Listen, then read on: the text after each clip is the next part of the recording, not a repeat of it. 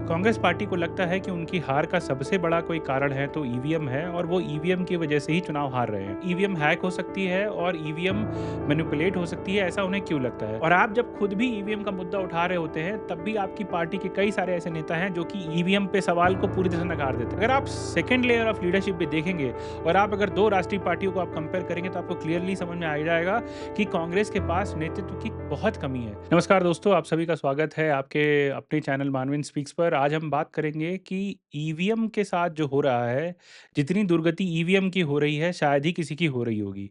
उसकी कोई इज्जत नहीं बची है। अगर आप देखेंगे कांग्रेस पार्टी या महाराष्ट्र चुनाव के बाद जो भी महाराष्ट्र की पार्टी हैं, सब ईवीएम का ही मुद्दा उठा रही है, खास करके कांग्रेस पार्टी।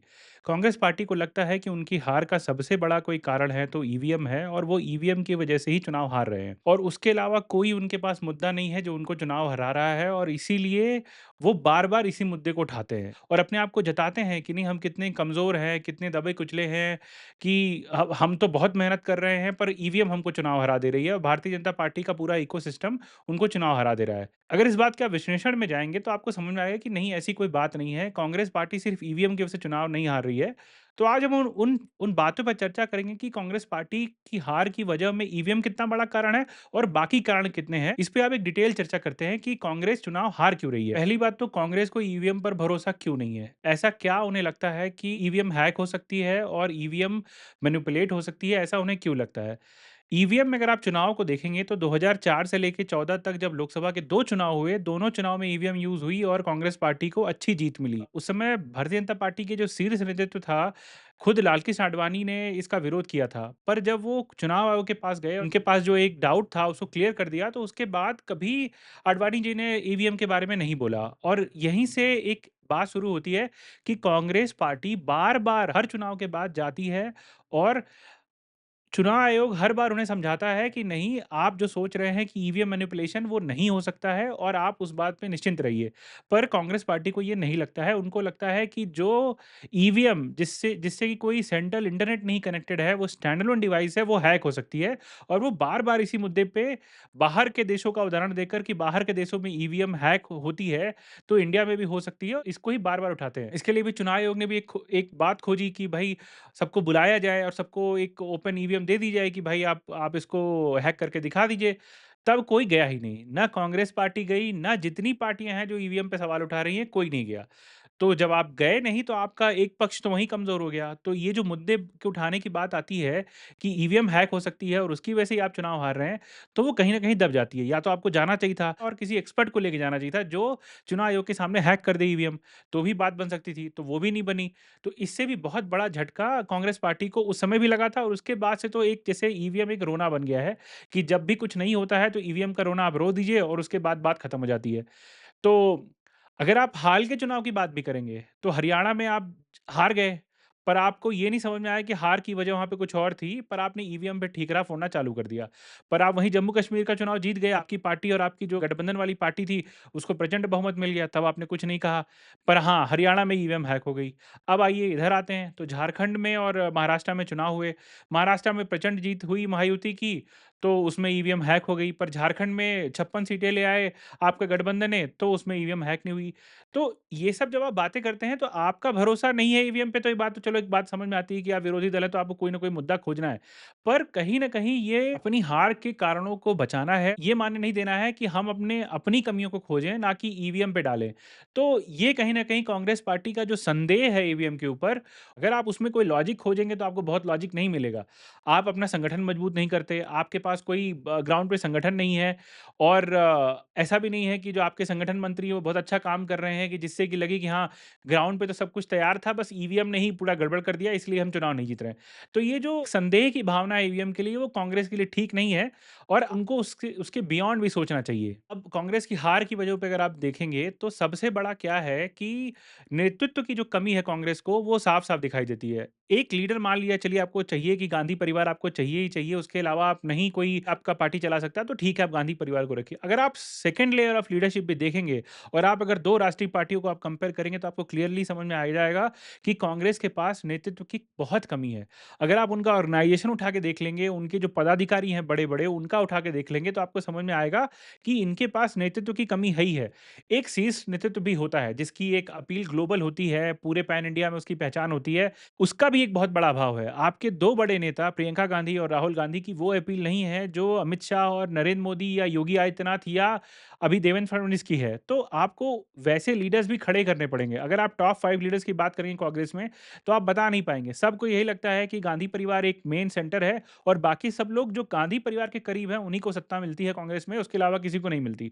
केसी वेणुगोपाल इस बात का उदाहरण है कि वो सिर्फ़ गांधी परिवार से उनके करीबी है, इसलिए वो जनरल सेक्रेटरी ऑर्गेनाइजेशन है, इसलिए ही उनकी तूती बोलती है। वो सिर्फ़ केरल से सांसद हैं और ना वो अपने राज्य की राजनीति में इतने एक्टिव हैं, ना ही केंद्र में इतने एक्टिव हैं।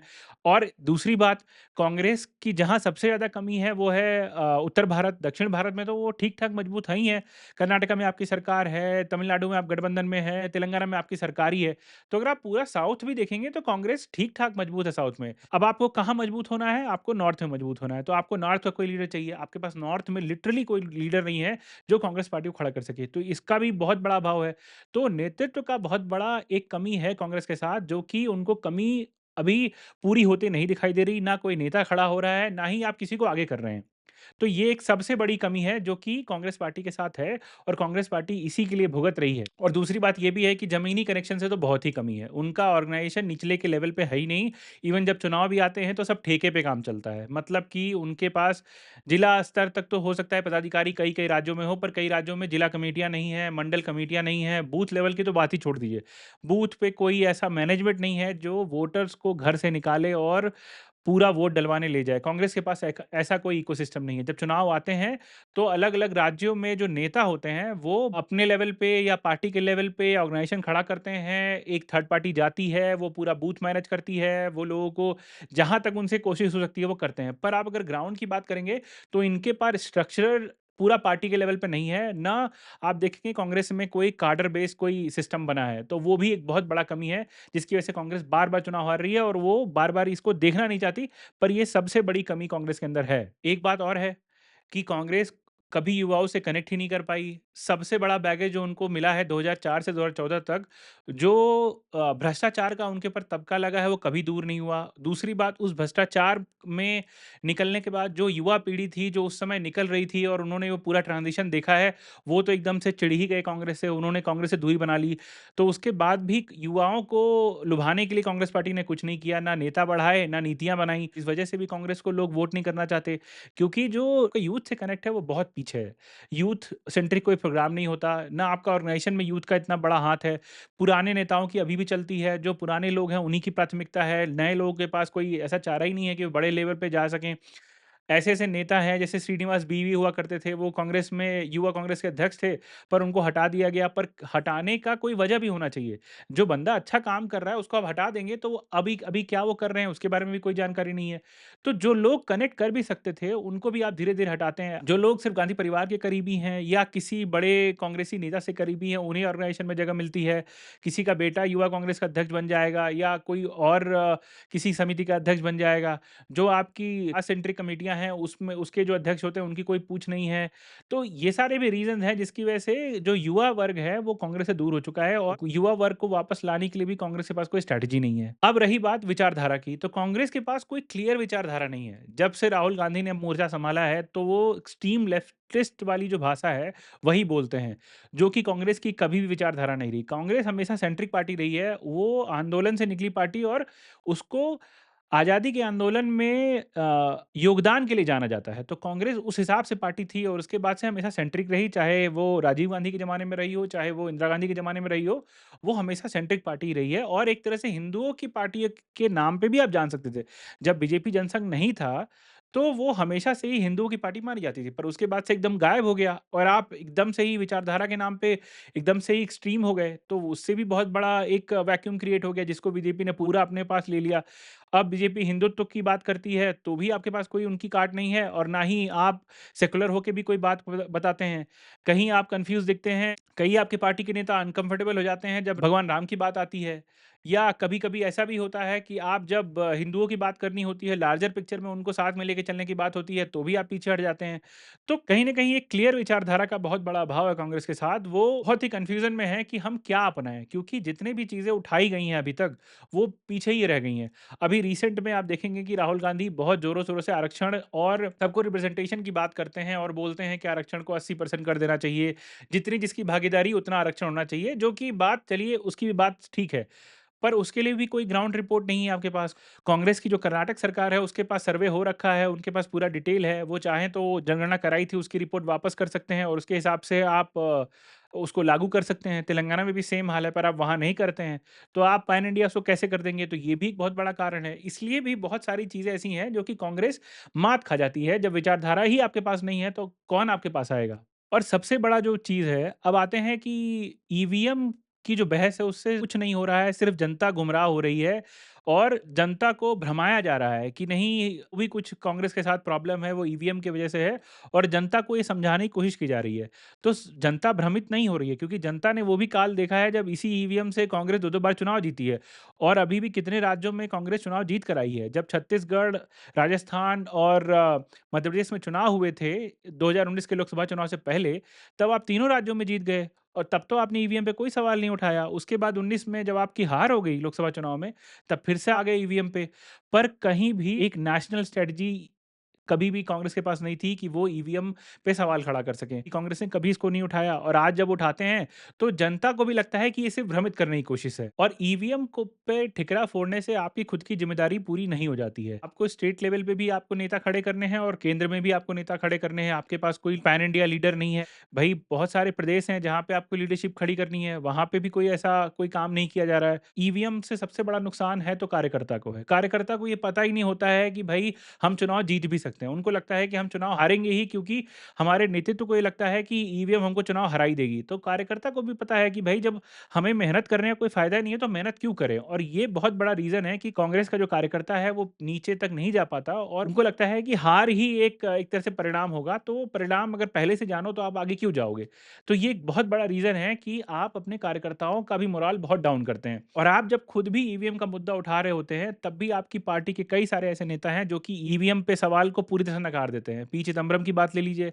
आप 1 दिन पहले तक प्रेस कॉन्फ्रेंस करके ईवीएम पे सवाल उठा रहे हैं और चुनाव आयोग जा रहे हैं, उधर पी चिदम्बरम अलग ही राग अलाप रहे हैं, उनके बेटे अलग ही राग अलाप रहे हैं। तो जब आप ये सब करेंगे तो आपका ही मुद्दा कमज़ोर होगा। वो लोग ऐसा तो नहीं है कोई छोटे-मोटे नेता हैं, पी चिदम्बरम केंद्रीय मंत्री, इतने बड़े नेता कांग्रेस के, उनके बेटे खुद सांसद हैं। तो ऐसा तो नहीं है कि वो छोटे-मोटे नेता हैं कि उनकी बात जाएगी ही नहीं, तो कार्यकर्ताओं तक सारा मैसेज जाता है। ऐसा नहीं है कि राहुल गांधी जो बोलेंगे वही जाएगा और पी चिदम्बरम जो बोलेंगे वो नहीं जाएगा। तो उससे भी एक बहुत बड़ा फैक्टर होता है कि मोराल जो कार्यकर्ता का होता है वो डाउन होता है और वो इंटरनली कन्फ्यूज़ होते हैं कि वो करें क्या? बहुत सारी कमियाँ हैं कांग्रेस में, ईवीएम को लेकर बहुत सारे सवाल भी खड़े करती है, पर इन सब का निवारण क्या है? कांग्रेस जब तक जागृत नहीं होगी, जब तक ज़मीन पर नहीं खड़ी होगी, तब तक आप ईवीएम कह लीजिए, कोई और मुद्दा कह लीजिए, चुनाव आयोग कह लीजिए, इकोसिस्टम कह लीजिए, सब आपके खिलाफ ही रहने वाला है। तो आपको नीचे तक जाने के लिए लीडरशिप अपनी जो कैंपेनिंग है, अपना जो विचारधारा है, अपना जो जनता से जो आपके वायदे हैं, जो उनके असली मुद्दे हैं, वो आपको उठाने पड़ेंगे। ना कि आप कुछ भी रैंडम मुद्दा उठा लेंगे, आप 6 महीने उस मुद्दे के पीछे रहेंगे, फिर 7वाँ महीना जैसे आएगा फिर नया मुद्दा उठा लेंगे। तो ये सब से कभी आप रिवाइव नहीं हो सकते हैं।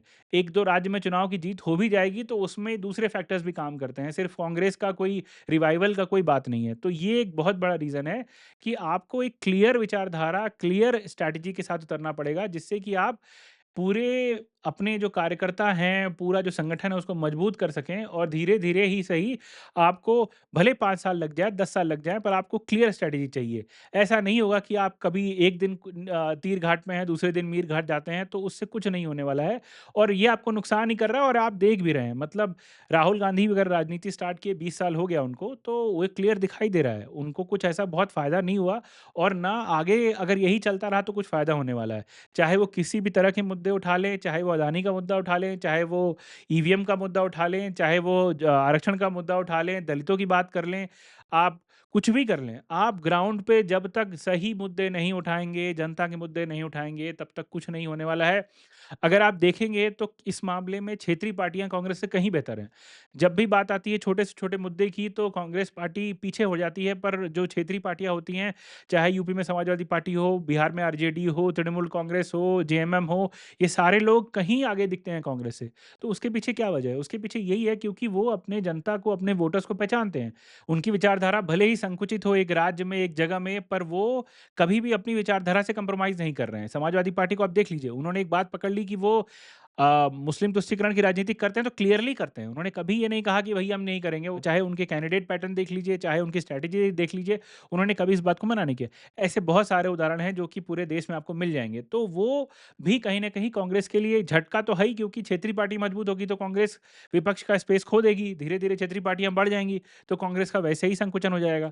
तो इसको भी सोचना पड़ेगा कि आप किसको कितना स्पेस दे रहे हैं, और उनसे आपको सीख के आपको मुद्दों पे राजनीति करनी पड़ेगी। मुद्दों से बाहर आप जाएँगे तो आपको कभी कुछ नहीं होने वाला और कभी आप आगे निकल भी नहीं पाएँगे। तो ये भी एक बहुत बड़ा कारण है कि कांग्रेस के रिवाइवल में क्षेत्रीय पार्टियाँ थोड़े समय के लिए तो साथ दे रही हैं, और उनका साथ, पर जब उनको लगेगा कि वो इनसिक्योर हैं कांग्रेस पार्टी से, तो वो पीछे हट जाएँगे, और यही हो रहा है। आप आम आदमी पार्टी का उदाहरण देख लीजिए, दिल्ली में जब लोकसभा चुनाव थे, उनको लगा कि हाँ, हमको चुनाव जीतना है तो कांग्रेस से गठबंधन कर लिया। पर जहाँ उनको लगता है कि कांग्रेस की ज़रूरत नहीं है, विधानसभा चुनाव में इन्होंने पंजाब में पूछा, ना दिल्ली में पूछ रहे हैं, कोई नहीं पूछ रहा है, और दोनों अलग-अलग चुनाव लड़ रहे हैं, और ये सिर्फ़ आम आदमी पार्टी की वजह से हो रहा है। तो ऐसे हर पार्टी है भाई, जहाँ उनको लगेगा कि कांग्रेस हमारे लिए खतरा है तो वो पीछे हट जाएँगे। तो अब कांग्रेस पार्टी को डिसाइड करना है कि उनको क्या करना है। नहीं तो ऐसे ही चलता रहेगा, आप कभी सत्ता में नहीं आ सकते, ना कभी आपको पावर मिलेगी, और ना ही कभी रिवाइवल होगा। ये था एक विश्लेषण कांग्रेस पार्टी का जो ईवीएम से ऑब्सेशन है उसके बारे में, और उसकी जो भी पॉइंटर्स थे मैंने कवर करने का ट्राई किया। पर और इसमें डिटेल में चर्चा होती रहेगी। बहुत सारी पार्टियाँ हैं, सिर्फ कांग्रेस ही नहीं है जो ईवीएम पे सवाल उठाती हैं। पर हाँ, इसको कैसे और आगे ले जाएँगे, इस पे आपका सुझाव आते रहें तो बहुत अच्छा है। आप लोग ऐसे ही चैनल के साथ बने रहें, और ऐसे ही इसको शेयर करें, आगे बढ़ाएँ, शेयर करें, सब्सक्राइब करें और लाइक करें। आप सभी का बहुत-बहुत धन्यवाद। आपकी वजह से ही ये चैनल धीरे-धीरे बहुत आगे बढ़ रहा है। आप सभी के साथ ऐसे बना रहे। बहुत-बहुत धन्यवाद। नमस्कार।